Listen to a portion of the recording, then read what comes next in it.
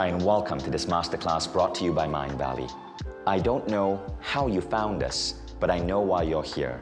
Like many people who watch this masterclass, you might be going through or have gone through a breakup, a divorce, or the end of a relationship. And it's one of the toughest things we can go through as human beings. In fact, studies show that very often when you go through the dissolution of a relationship, whether it's a divorce or it's a breakup, the stressful effects that it can have on your being is the equivalent of the death of a family member. And it's a really tough time that I recognize you might be going through, which is why this masterclass, I believe, might be just the answer you need to help with that process of healing. 6 months ago, I ended my marriage. Now, a divorce is never an easy thing.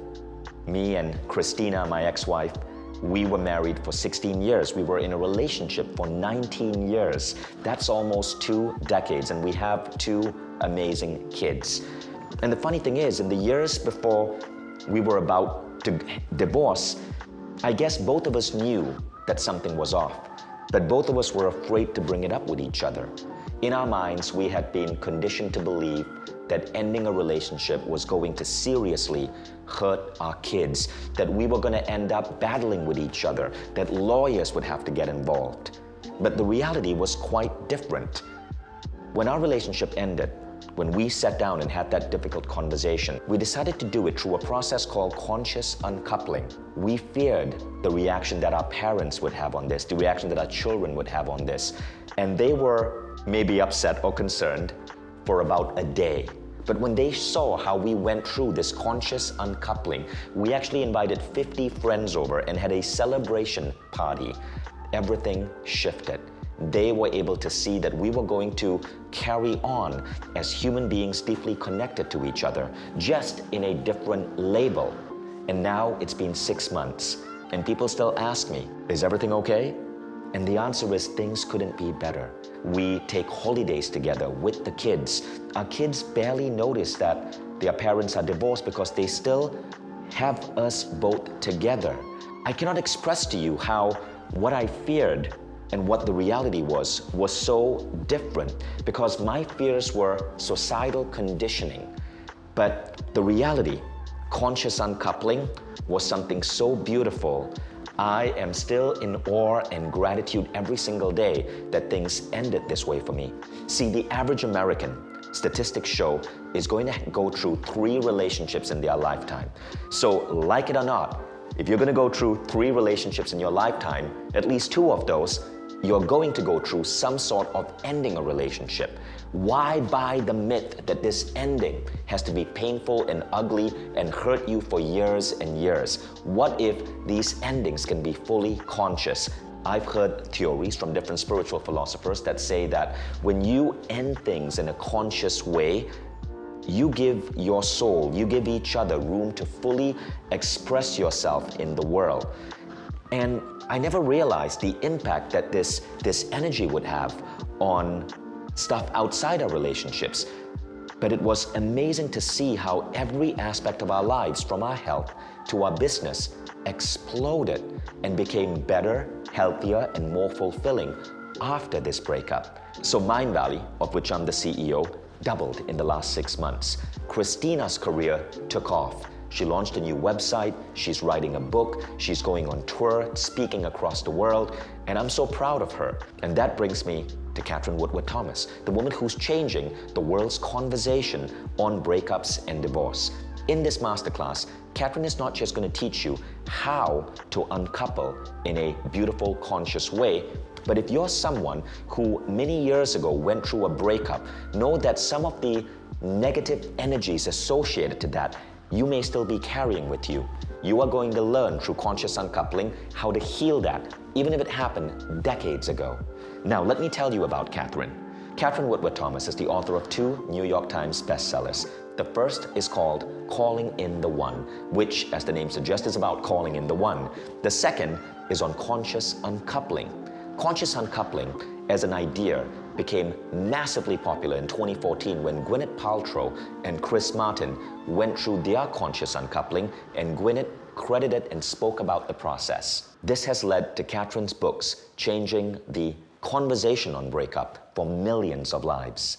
She is also a licensed marriage and family therapist and a teacher to tens of thousands of people all across the world. She shared the stage with Neil Donald Walsh, Jean Houston, Mary Morrissey, and other extraordinary teachers. And she's been featured in the New York Times, Time Magazine, the Wall Street Journal, the Today Show, Washington Post, the London Times, Women's Health, and countless other media outlets. And Katherine has raving fans all across the world, including people like Marianne Williamson, who recently was in the Democratic Party debates. Marianne Williamson said, "Through conscious uncoupling, we can transform the deepest disappointment into a sacred journey from sorrow to peace." John Gray, author of Men Are From Mars, Women Are From Venus, said, "It's a compassionate guide on how to overcome breakup grief and use it to transform and enrich your entire life." He also went on to say, "The process will not only make your heart whole again, but will also ensure a positive, hopeful future for all involved." Ariel Ford, the best-selling author of The Soulmate Secret, said, "Katherine Woodward Thomas reveals the transformative steps back to a life of love, freedom, and happiness." Alanis Morissette, the Grammy Award-winning singer-songwriter, said of Katherine, "Her knowledgeable, visionary, and clear teachings have consistently represented empowerment and healing to so many, including myself." Gabrielle Bernstein said, "It'll help you embrace the true meaning of forgiveness and restore your faith in love." And John Gottman, who wrote the book, The 7 Principles for Making Marriage Work, said, "It presents a sensible and helpful 5-step approach towards turning the tragedy of a breakup into a new, healthy beginning." Experts all around the world rave about Katherine Woodward Thomas's work. And her work has had such a profound impact on my life and my family's healing, which is why it was so important to me to bring Katherine Woodward Thomas to Mindvalley. We are so excited to be introducing her work to millions more individuals through this online platform. I'm so excited you're here on this masterclass. Let's welcome on set Katherine Woodward Thomas.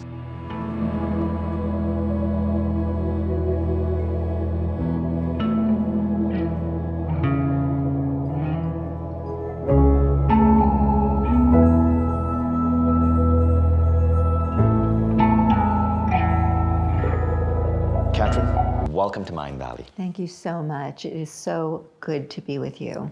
I'm so excited to have you here because you've just had such an incredible impact on my life. It's very moving for me to hear you talk, really.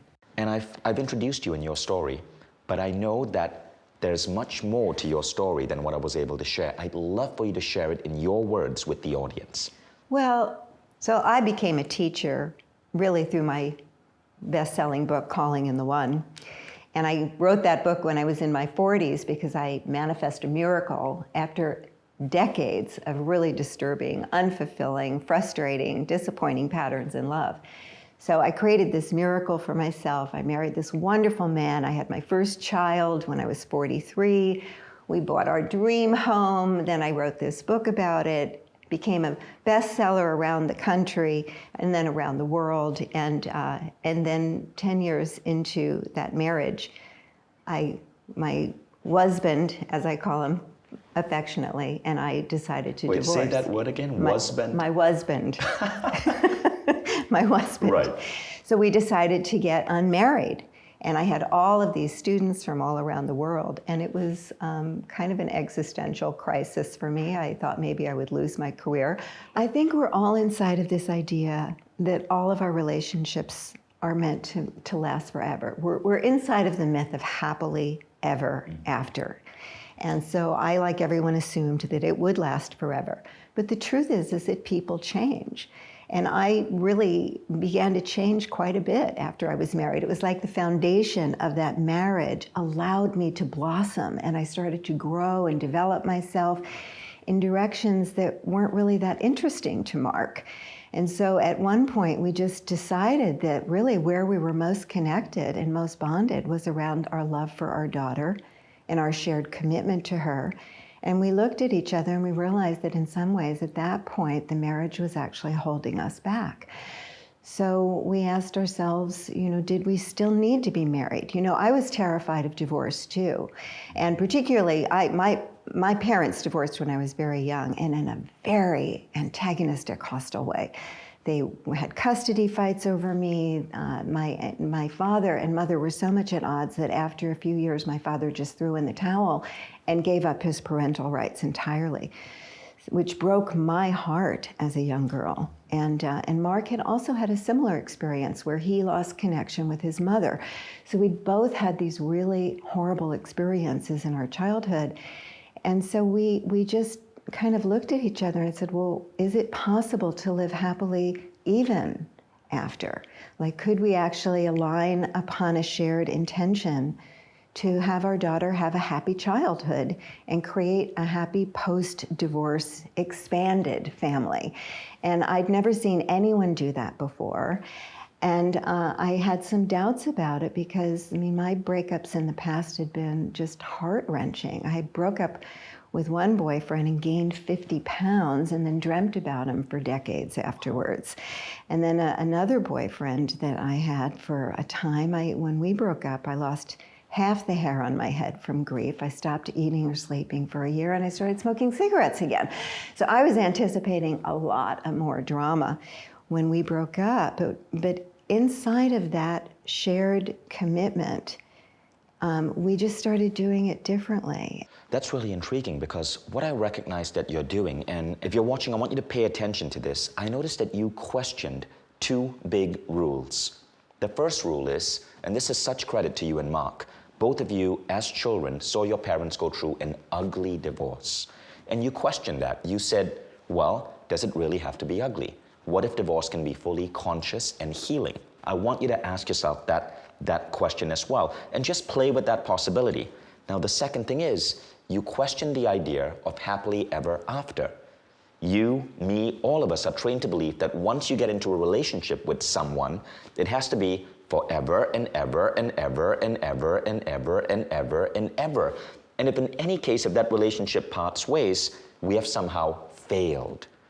That's the grand societal narrative story that I've come to realize, and I think all of us are starting to wake up to, that we are brainwashed into believing.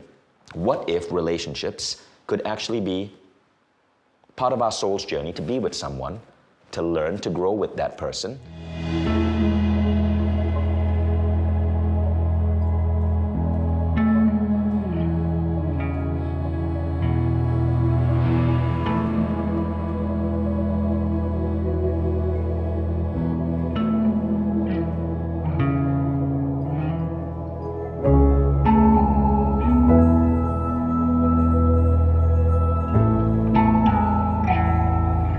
Well, so how I began to question that was I started to notice that I felt this sense of failure and this sense of shame and social embarrassment. I mean, and then I had the added layer of being a teacher of love, Right. which was a whole nother complexity.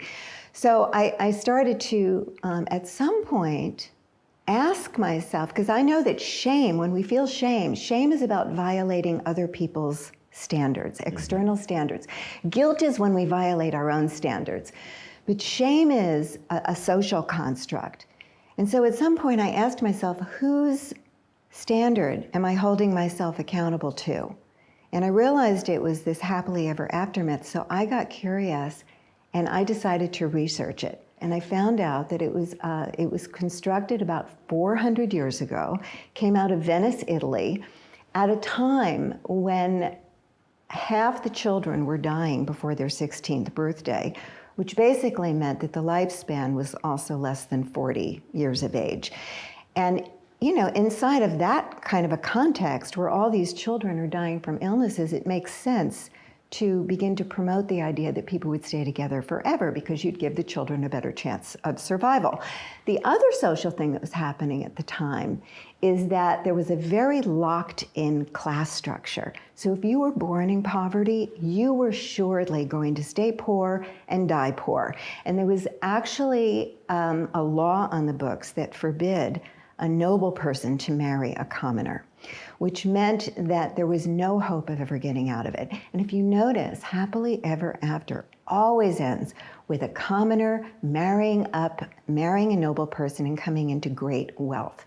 So at the time when they were created as a form of literature, they just spread like wildfire because it was an escapist fantasy to alleviate some of the suffering of the day. And what I've learned, because we're all here, we have an evolutionary mindset in our community. We're looking for how can we make the world a better place. We recognize that conversations change in the world. And so I began to wonder, well, if we're changing our diets and our exercise program and our educational practices, why are we not changing the goals of relationship if serial monogamy is indeed the new norm? Very few of us are going to just meet and mate with one person and stay with that person forever. And as you said, most of us are slated to have at least 2 or 3 relationships in our lifetime. However, inside of the happily ever after assumption and the assumption of failure if a relationship ends before one or both people die, then we haven't actually figured out how to do this well. You're right, and that's so interesting. So what you mean by serial monogamy is the new norm is that we no longer live in that world where we live only to the age of 40 and then drop dead. We're going to be living to about 100 to 120 based on modern science. That's an awfully long time to be in a marriage that might be lukewarm. Well, and the other thing that's really playing upon us, since the relationships have really changed more in the last 50 years than in 5,000 years before that. So if there was a poll done back in the 60s where young women were asked the question, if you met a man who met all of your criteria for a mate, but you didn't love him, would you marry him?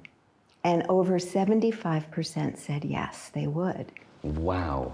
So think about that. And that was the 1960s. How different. Now, if you poll us today, the number one thing is we want love. Mm-hmm. We want a soulmate. We want a best friend. We want someone who's a spiritual companion that we can grow with. We are not looking at just being in a role-based relationship anymore. We have changed to a soul-based relationship. And that means that we have a deep desire for authenticity, for togetherness, and that will require that sometimes we need to let each other go. So I think as evolutionaries, we understand that it's up to us to co-create the future that's bright for our children and our children's children.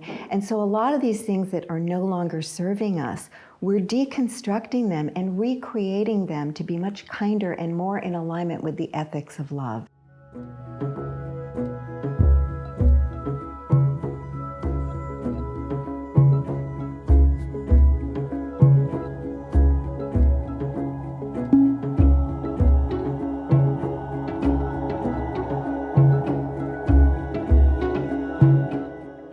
That is the happily ever after myth. And study after study after study shows that being in a bad relationship is worse for your health than breaking up with someone. Now, Katherine, what would you say to people who might accuse you of encouraging divorce? Oh, I always like to tell people I am pro-marriage. I actually still teach Calling in the One. I'm pro-long-term love. I examined even my own part in how Mark and I drifted apart because I'm always a student of love, and I believe in commitment. I'm pro-marriage, I'm just not pro-misery. I love that. Be pro-marriage, but don't be pro-misery.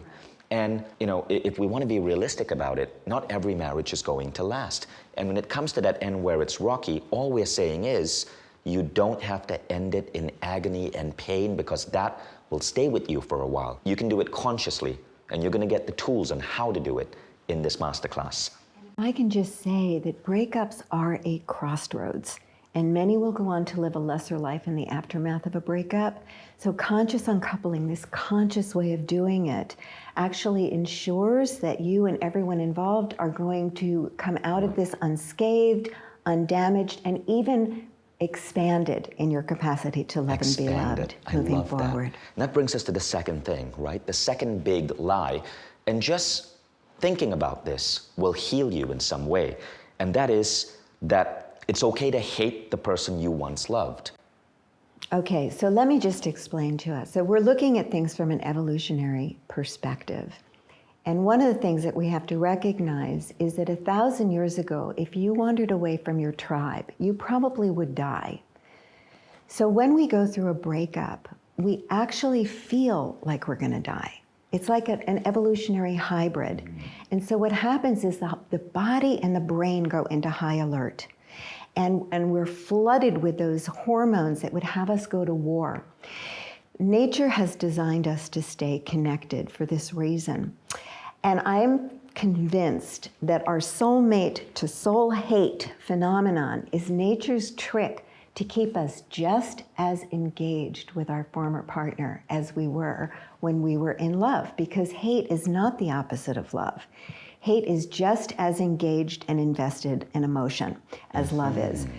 But the opposite of love is actually indifference. When you stop being so invested, you take your energy back.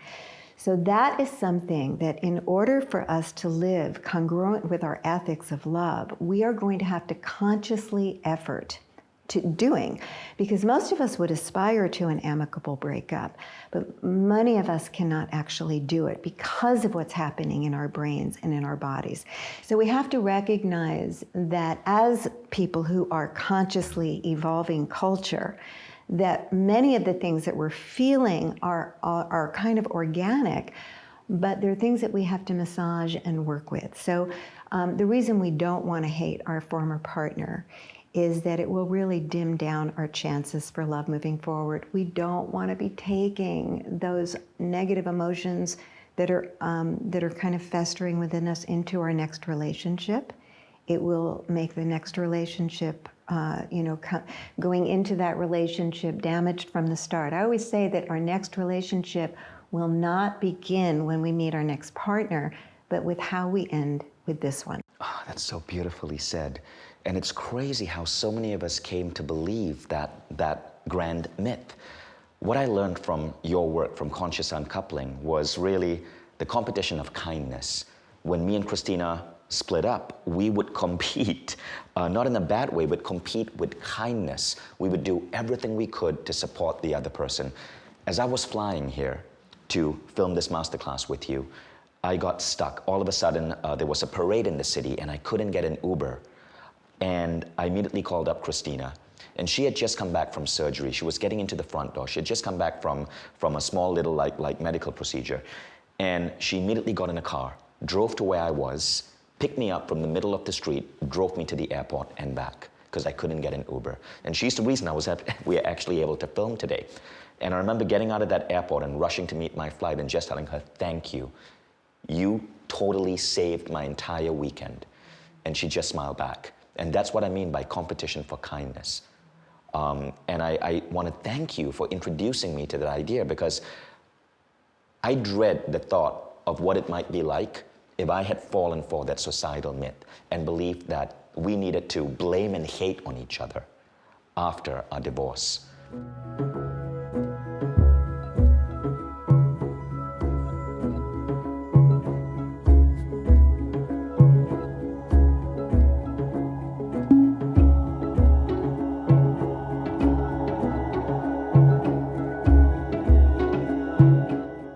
What you just said about how your next relationship begins with the ending of your current relationship, that brings us to the third myth that you speak about in Conscious Uncoupling, which is that time heals everything.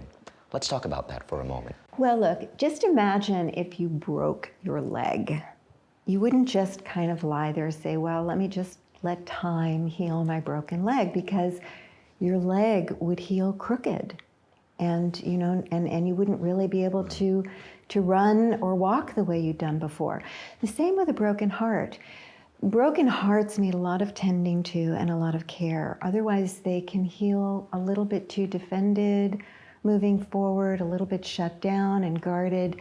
So we want to make sure that we don't just leave it to time to do our dirty work, because there is a very common phenomenon called complicated grief or prolonged grief, where time will diminish the acuteness of the pain that you're in, but you'll end up living with kind of a low-grade depression, a kind of a deep longing, a mistrust of love moving forward.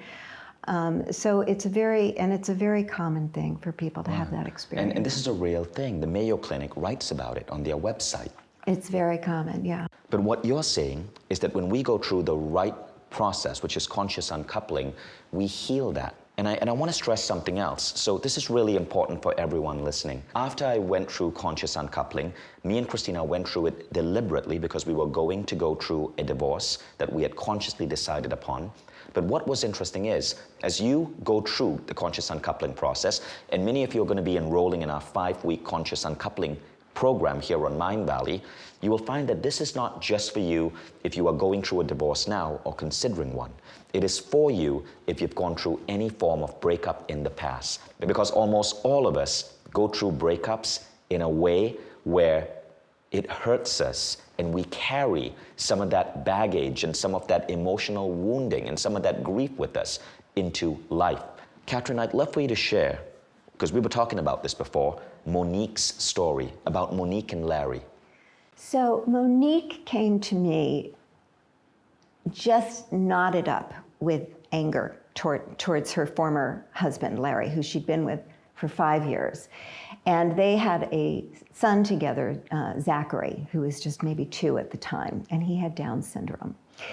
And their marriage had broken up, and in the beginning, Larry was supporting them, and then at some point, he just stopped. And it was a huge crisis for Monique because she was dependent on Larry. She stayed home and took care of Zachary.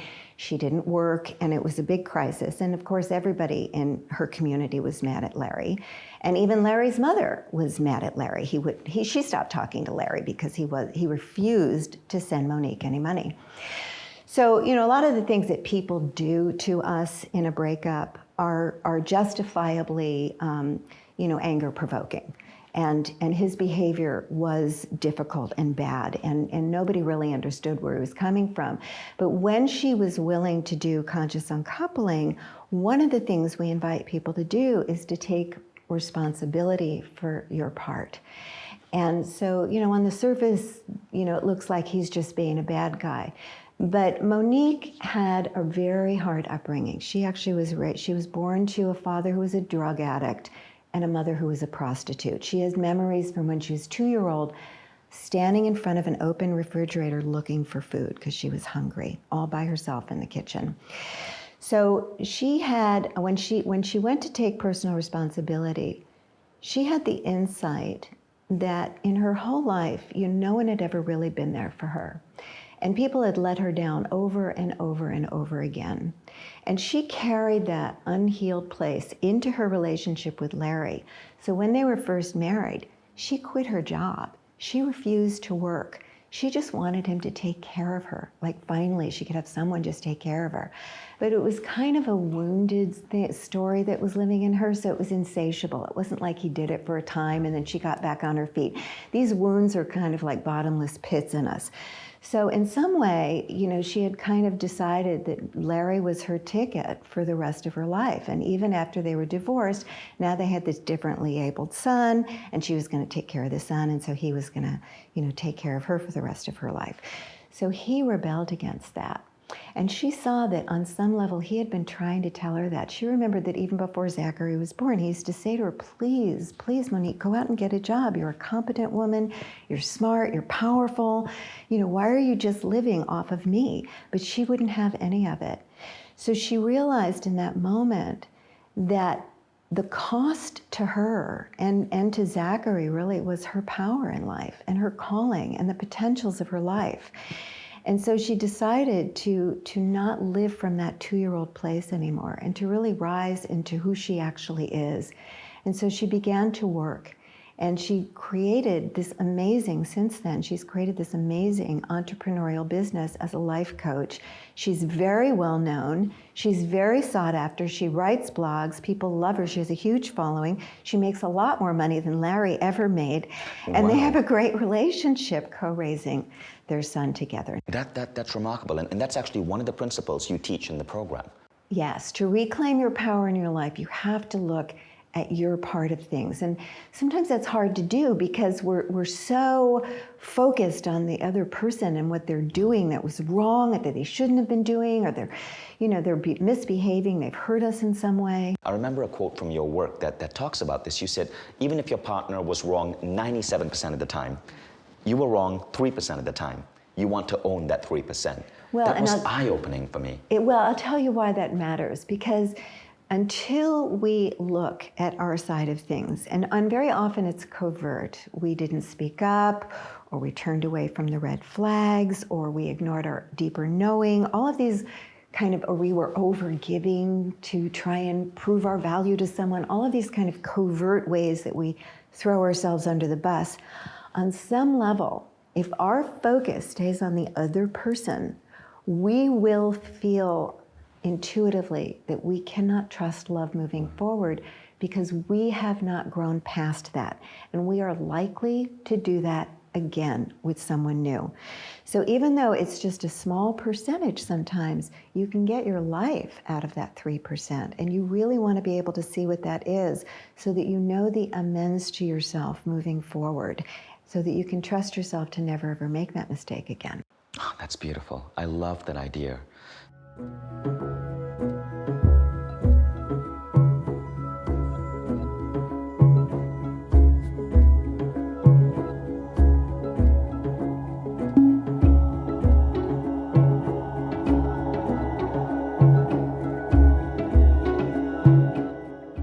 So before we go to the next part, Katherine, an important question which I bet people are wondering about, I bet you're wondering about this, what about the kids?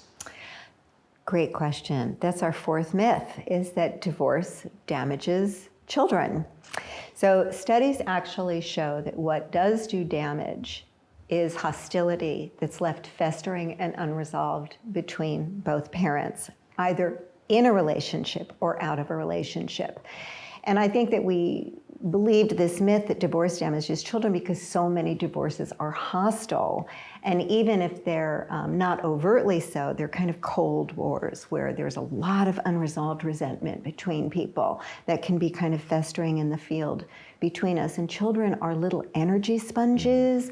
We think children are more resilient than they are because they're not talking about their conflicts and their problems, but they're absorbing everything. So what John Gottman actually showed us in some studies that he did is that even intact families where there's abusive dynamics and the parents are unkind to each other and they're not together working as a team, that the children will show the same kinds of problems: truancy, drug abuse, smoking cigarettes, clipping classes, dropping out of school, promiscuity, all of these things that kind of people will say that divorce does to children, but it's actually the unresolved conflicts between parents. That's fascinating. So it's not divorce that actually might hurt a child. It's the conflict between parents. And that conflict can happen during a divorce. So a bad divorce, yes, can be damaging to a kid, but a bad marriage is also damaging to a kid. But if you do conscious uncoupling and you have that beautiful competition of kindness with your partner, that's actually healthy for the kids, if the previous version of your relationship was not. Right, and the first 3 steps of conscious uncoupling are all about your internal work to get us to a place where we could do these acts of kindness. I mean, I think that people, all of us here are, we're believers in love and we do our inner work. We're evolutionaries at heart. We want to live in a conscious world and participate in building that world. But we don't always have access. Right.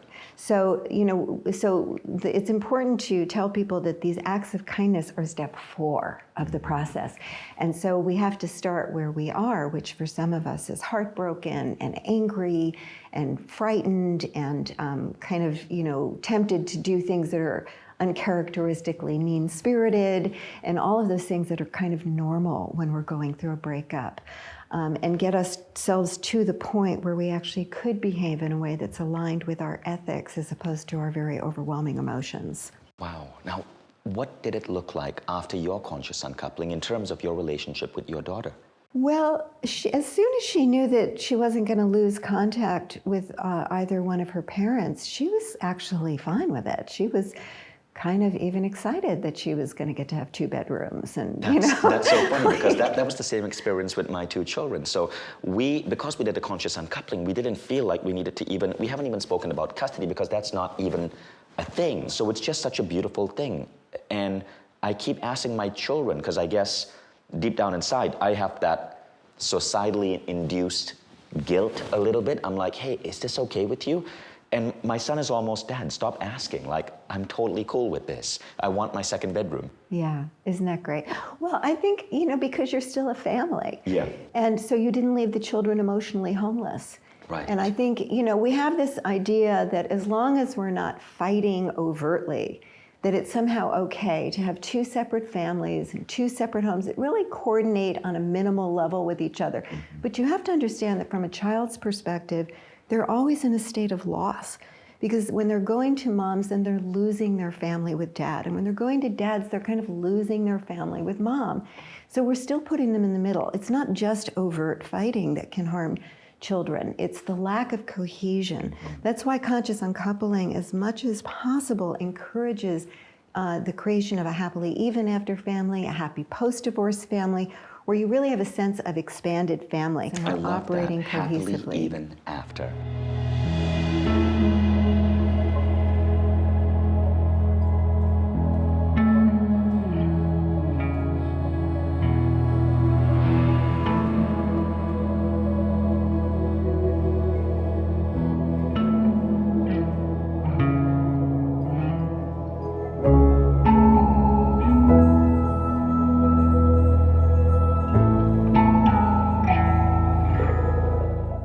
When we talk about the conscious uncoupling process, it is a 5-step process.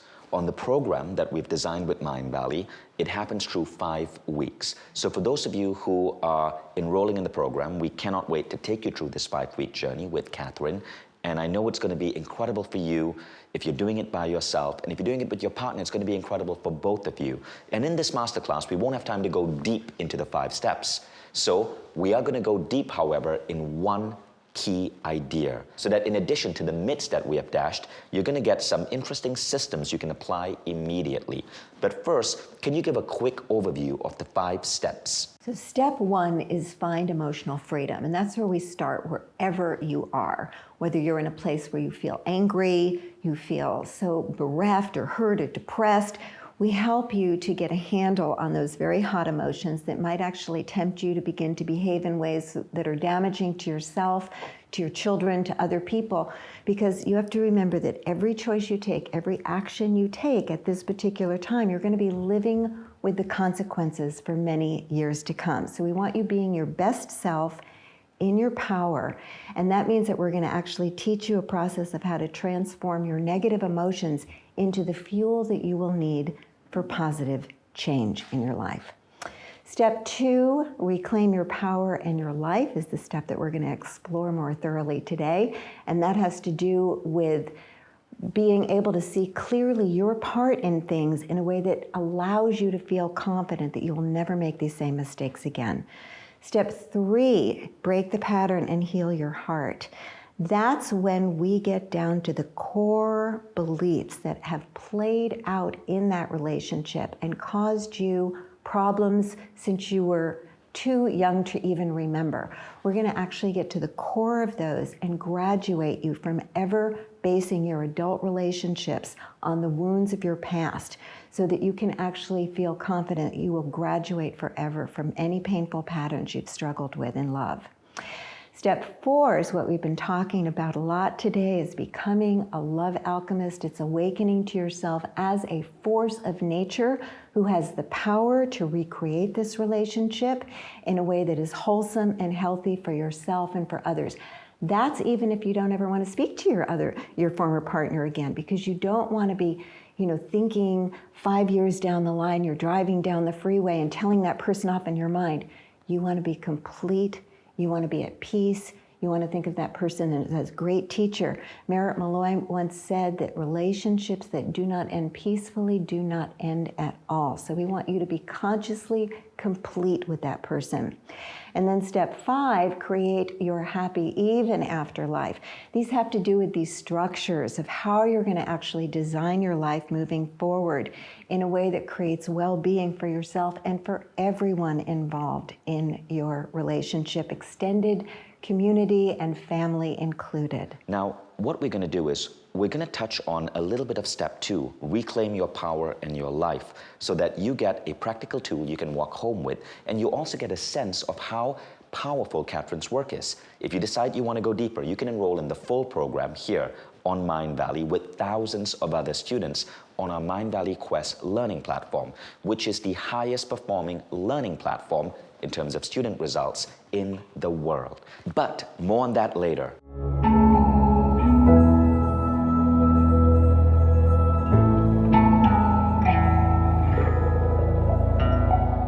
Now let's go a little bit deeper in an exercise and a concept from step 2, which is reclaim your power in your life. Now know that we are going out of step a bit. That's okay here, but this is a powerful tool I want you to experience. So breakups can be one of the most traumatic things that we ever go through. And basically, what trauma is that something is happening in reality that's more than your psyche can integrate. So it's very normal during a breakup to be thinking obsessively about that person, to be trying to figure out every little moment, like how did it happen, when did it happen? Everything gets repositioned. You're trying to put the pieces together. And basically what you're trying to do is recover from the unbearable pain that you might be in, or the confusion, or how up is now down and down is now up. So obsessing about your former partner is a very normal part of overcoming this kind of trauma. However, the problem is that for most of us, we're going to be telling the story over and over again from a very victimized perspective.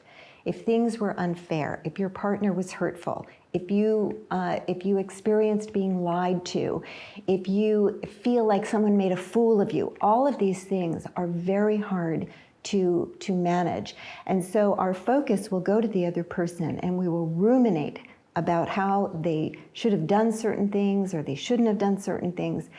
And so the problem with that is that then if our full attention is on the other person, we're not actually seeing our part. And it's only in seeing our part clearly that we're able to really move forward in a way in life where we know that this could never happen again. So 97%, the other person's fault. What was my 3%?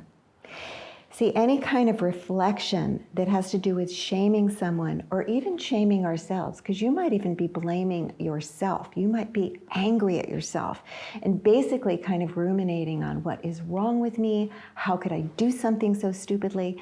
But any kind of shame and blame conversation will only keep you stuck. You will not grow through this experience, and you will not be able to trust yourself and love moving forward.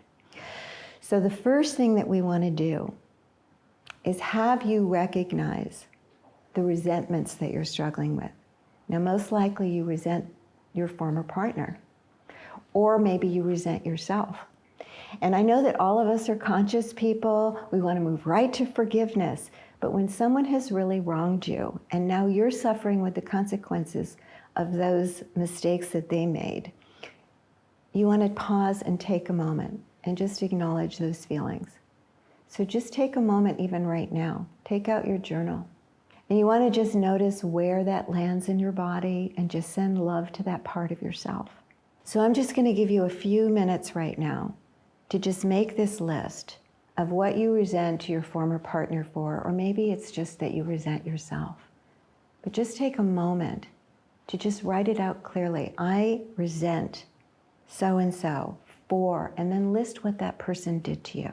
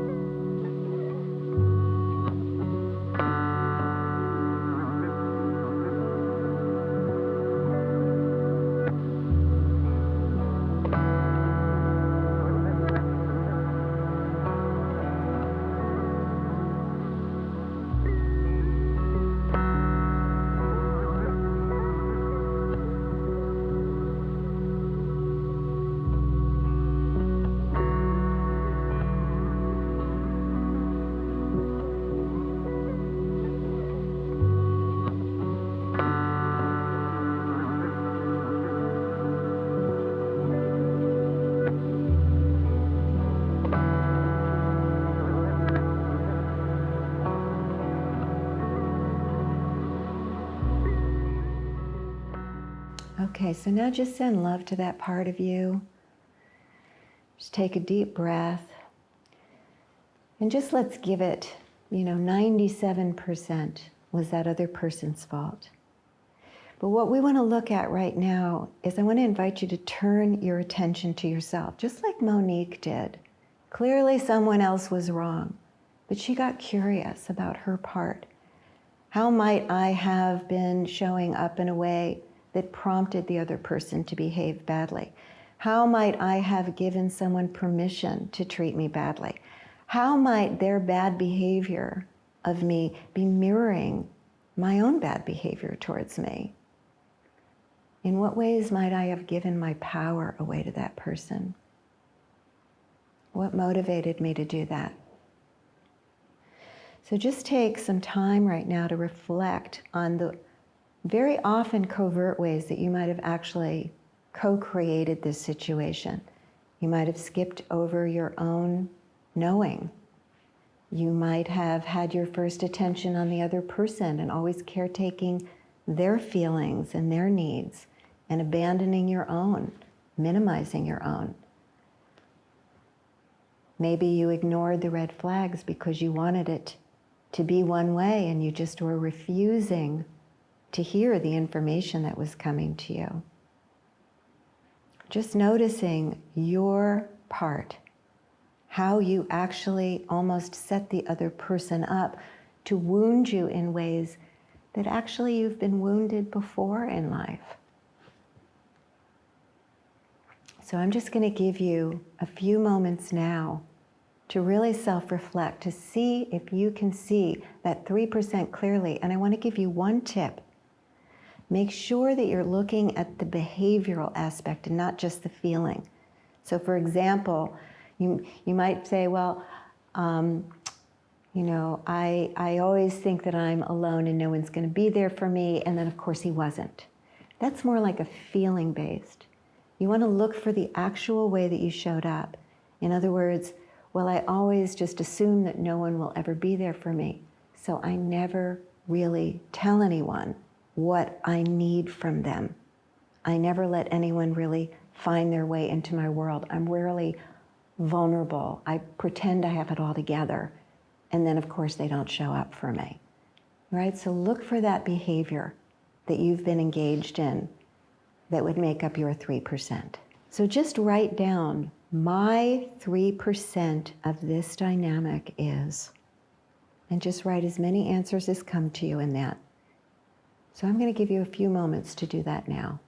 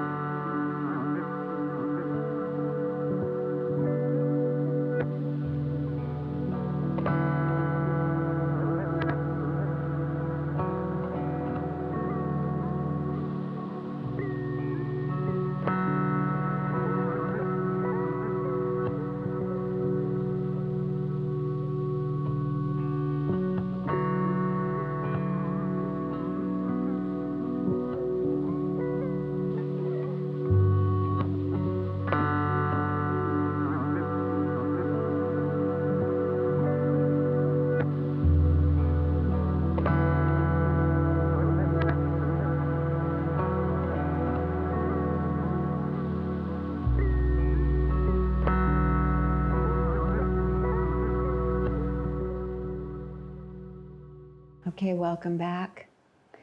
So it's hard to face that, but here's the thing. There's a huge cost to yourself in showing up this way. You've probably been engaging that behavior because you've been compensating in some way.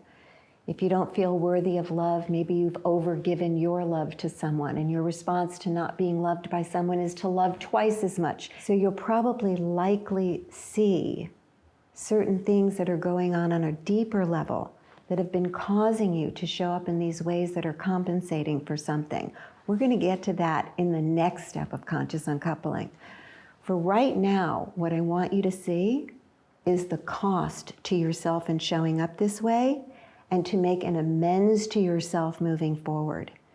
Meaning that you actually see it clearly. From this moment forward, you declare to yourself, I will never dismiss my own deeper knowing.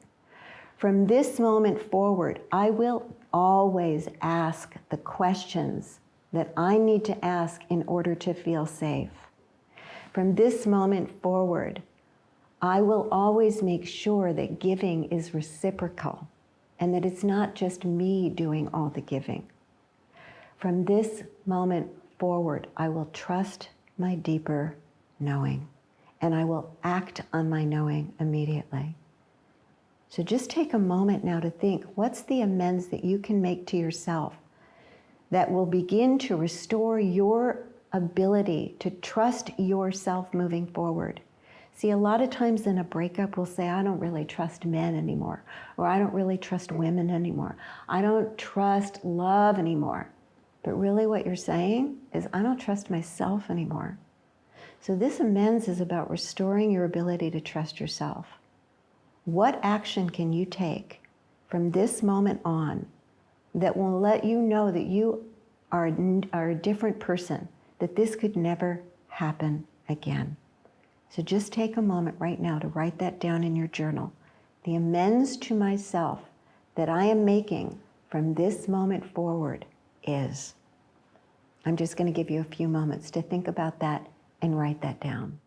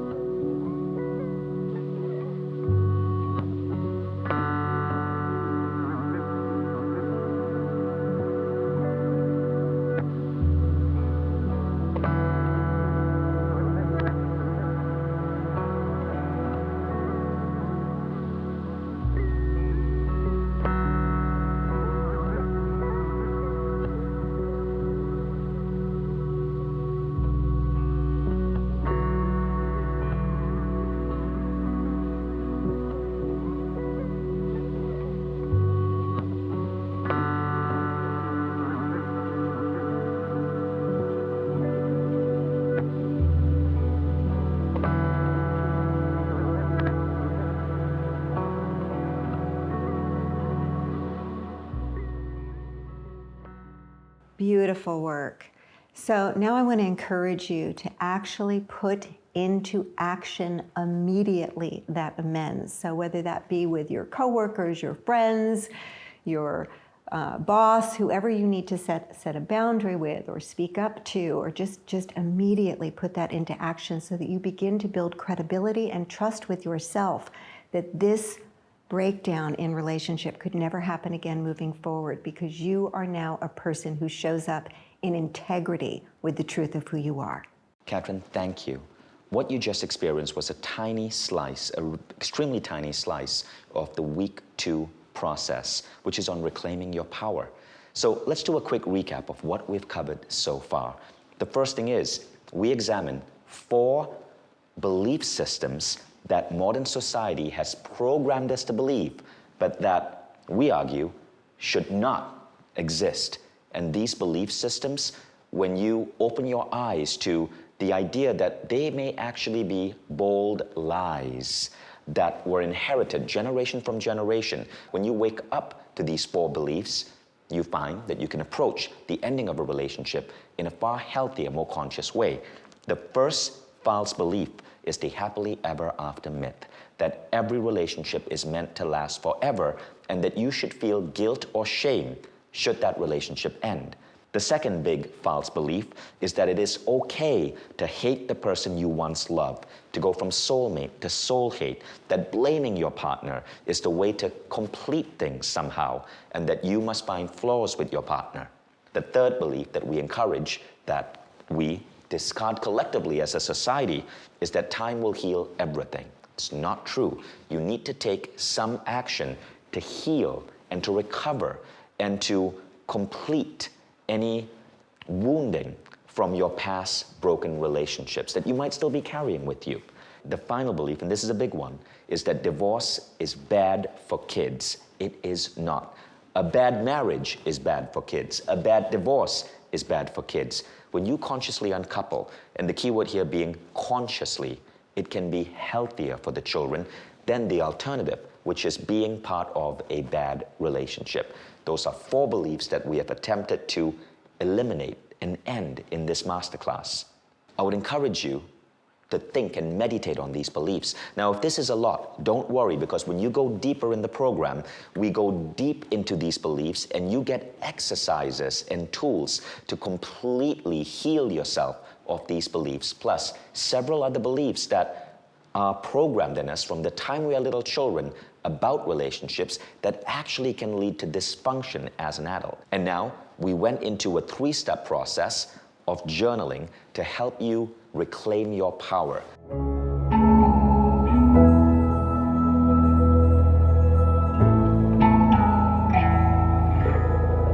So thank you for being with us. And I know many of you cannot wait to enroll in the 5-week program for conscious uncoupling. Keep in mind, this is not just for you if you are going through a divorce. This is for you if you're going through a breakup, or if you sense that you're at that stage where you might need to consider moving on in your relationship and you want to do so without the pain and in a conscious way. This program is also for you, and check in with yourself. It's also for you if you know that in the past you had an ugly breakup. It may have happened 20 years ago, or 10, or it may have happened last year, but you know that there is some stuff from that that you need to heal, not just for your sake, but for the sake of your partner. And also keep this in mind. As Katherine said, your next relationship won't begin when you meet your next partner. It begins with how you end your previous relationship. Do not go forth carrying the baggage, the pain, and the unconscious trauma of your past relationships. Go forth through the conscious uncoupling process so that you can make your next relationship truly extraordinary and great. And all of this happens in this 5-week program. Conscious uncoupling is a process that has now influenced millions of people across the globe to heal from a breakup or a divorce in a conscious way. So if you were to take a private consultation with Katherine, it would cost about $1,500 for an hour. A full-on counseling session with her for you and your partner would be upwards of $10K. What we try to do at Mindvalley is to bring the wisdom from these world's extraordinary teachers and make it accessible to masses. I've gone through a conscious uncoupling, and I can tell you it has saved me. It has changed the nature of what could have been a horrible breakup into something so healthy and powerful for me, my ex, my loved ones, my kids, and everyone close to us. And it's made us better human beings. And I know that this is something we want to bring to the world. And so by working with Katherine, we've created a 5-week conscious uncoupling program on the Mindvalley Quest platform. And because of the economies of scale, since tens of thousands of people will be going through this, we're able to bring the price down to something so affordable. And not only that, but as a special thank you for investing the last hour with us in this masterclass, below this video, you can enroll at a special additional unlock price only available today.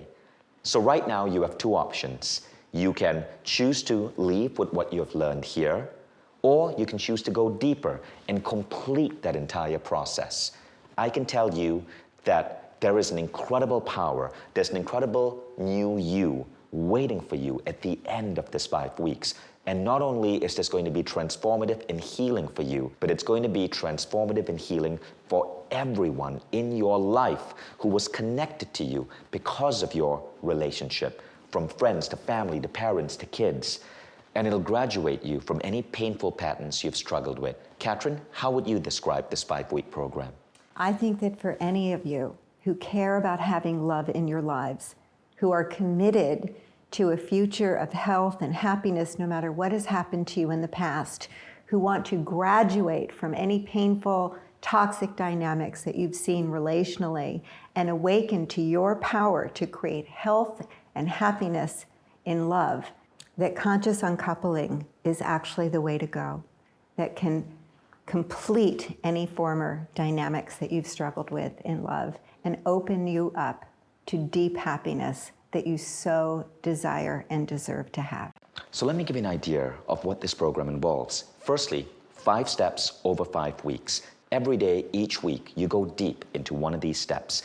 Now, the Mindvalley Quest platform is known for some of the best results in the entire transformational industry because of 3 unique features. Number 1, really high quality filmmaking, storytelling, and learning experience design. We don't just work with Katherine, we bring in world-class experts to work with Katherine to create a curriculum that transforms you over this 35-day program. The second thing is, it's really easy on your time. We know we're all busy. You have kids, you have jobs, you have careers, and so our program is designed to inspire you, educate you, train you, reprogram you in around 20 minutes a day. So all you have to do is log into the app in around 20 minutes, frequently less every single day for 35 days. And the third key advantage here is that you are not doing this alone. The Mindvalley community is super supportive. This program starts on a specific date. The start date is below this video, and thousands of people are going to enroll together, and you'll be connected to them through an online community. Every time you need help, there's someone there for you. Everything is strictly confidential, but you have people there supporting you and holding your hands.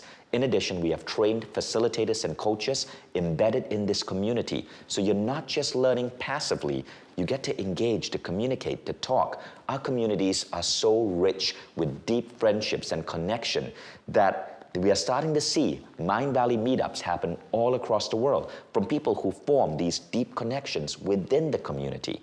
You will get to connect with men and women who are going through a similar experience with you and who are there, completely heart-centric, there to support you and each other on this profound journey. This is what makes Quest one of the highest performing learning platforms in the world, to the point where it's now being deployed in schools and companies globally. Now, this is what the 5 weeks look like. The first week is on finding emotional freedom. The second week is on reclaiming your power and your life. In week 3, we go on to breaking the pattern and healing your heart. Week 4 is about becoming a love alchemist. And week 5 is on creating your happy even after life. So this is how it's structured, is that Monday through Saturday, we're going to be together every single day for anywhere from 10 to 20 minutes. And I'm going to give you an exercise, and you're going to be able to deepen into the thing that's the most important thing to do that day in terms of staying on track for this miraculous process. And then on Sunday, we'll have a day of rest and integration where I get to answer some of your questions, so that by the end of our process together, you are going to be free, you are going to be absolutely complete, and you are going to trust yourself moving forward in love to actually do it in a way that is healthy and sets you up for happiness for years to come. Now, I want you to know that you get to actually try out this program completely risk-free. Anybody can enroll in any Mindvalley program and take it up to day 10 completely risk-free, so you don't even have to make up your mind right now. If anytime before day 10 you decide this isn't for you, simply go to mindvalley.com/refund, and instantly you get to give yourself a refund. So you don't have to make up your mind. You can try it and decide. Enroll and then issue yourself a refund if you feel this isn't right for you. After you enroll, you're going to get an email with your login and password. If you're an existing Mindvalley customer, you can use your existing login and password. Just go to mindvalley.com, click login, and you'll be at our learning center. And the Conscious Uncoupling Quest will be there for you. Before the official start date, you'll have available to you some warm-up videos to watch. This is just educational content for you to browse before the program starts. On the day the program starts, you're ready to begin this journey. I recommend you download the accompanying Mindvalley app. The app is available on Android and Apple. In fact, just last month, Apple featured this app as App of the Day. It is a beautifully put together app. And what this means is that your 20 minutes or less a day you can listen to as you're commuting, or in the gym, or on the treadmill, or shopping for groceries. Just open up the app, log in, and automatically the app will know what day you're at and will issue that content for you.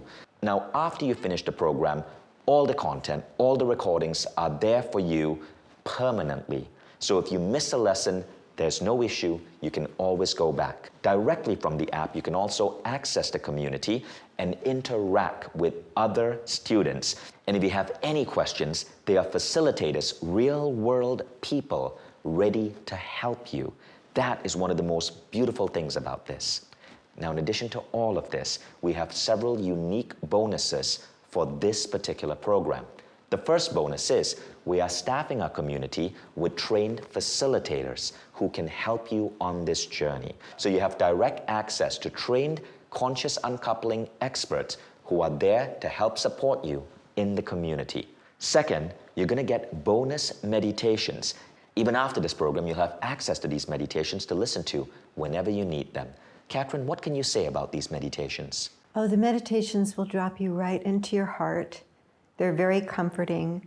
They help you to alleviate the pain that you're in. They will help to alleviate the anxiety that you're in. They'll keep you on course. You can listen to them throughout the day whenever you need to, and they'll take you through each one of the steps of the conscious uncoupling process. Beautiful. The third bonus is a workbook. This workbook is where you can apply your journaling practices. The final bonus is truly unique. We don't always do this for our Mindvalley Quest programs, but Katherine generously offered this. Every Sunday, we're going to have a bonus session with Katherine. If you're part of the first class, Katherine is going to be delivering this live with students. If you join later, you will see a recording. But what you will get is a 1-hour episode with Katherine, interacting with students, helping take them through the process. And there's so much wisdom you can extract for that. Again, you can watch that directly on your app as you're commuting to work. So it's easy to fit this hour into your already busy lives. It's always amazing to me when I hear the stories of what conscious uncoupling has done for people. Not just Gwyneth Paltrow and the celebrities, but from people around the world who have gone through this process. Deborah Poneman said, "It's a definitive blueprint on how to complete a relationship in a way that leaves everyone honored and empowered. You'll discover a graceful parting of the way is doable, even under the most extreme of circumstances." I know Deborah, and I know the difficult divorce she went through, and this was incredible for her. And Marcy Shimoff said, with amazing clarity and depth, Katherine will take the splinter out of your soul and support you to end your relationship in a way that leaves you and those you care about whole and complete rather than broken and damaged. I know Marcy, and it was wonderful how your work was able to support her. She raves about you. In addition to that, let's share Lily's story with the audience. Great. Well, I love to talk about Lily because, you know, she did the conscious uncoupling process all by herself. She was dating someone for about 6 months, this very nice man named Jason. And out of the blue, he just ghosted her after 6 months of seeing each other. And she was beside herself. She wanted desperately to talk to him and find out why he didn't want to be in a relationship with her, and he just blocked her at every level and basically just kind of abandoned the relationship. So you can imagine that when I met her, she was incredibly incomplete, really frustrated, just kind of tearing her hair out trying to figure out what had happened. So when she did conscious uncoupling, though, and she was able to kind of look at herself and how she was showing up in that relationship, it suddenly became very clear. It didn't excuse his bad behavior, but she got gold out of that experience because what she saw is that she was showing up in that relationship with him in a way that was really about her trying to kind of get her old wounds met. Her father was very negligent and he abandoned her a lot. So she just would insatiably crave his attention, crave validation, always want sexual validation from him in a way that was almost like she was a needy child looking to be reparented as opposed to a woman who is available to partner. And then she could also see the signs where he kept trying to tell her, he kept trying to ask her for what she needed, but she was so focused on just getting what she wanted, when she wanted it, the way she wanted it, that she actually didn't hear him. So when she was able to see her part really clearly, she could make an amends to herself moving forward, that she was now going to show up in her maturity as an adult, as a grown woman. And she was going to actually really look and complete those things with her dad so that she didn't bring them into her adult relationships anymore. And now she's in the best relationship she's ever been in. And she even got to go back and complete that hurt with Jason, and they were able to forgive each other so that they could understand and leave each other in a more wholesome place. Now, firstly, if you are already knowing that this is right for you, go ahead, scroll down below and enroll.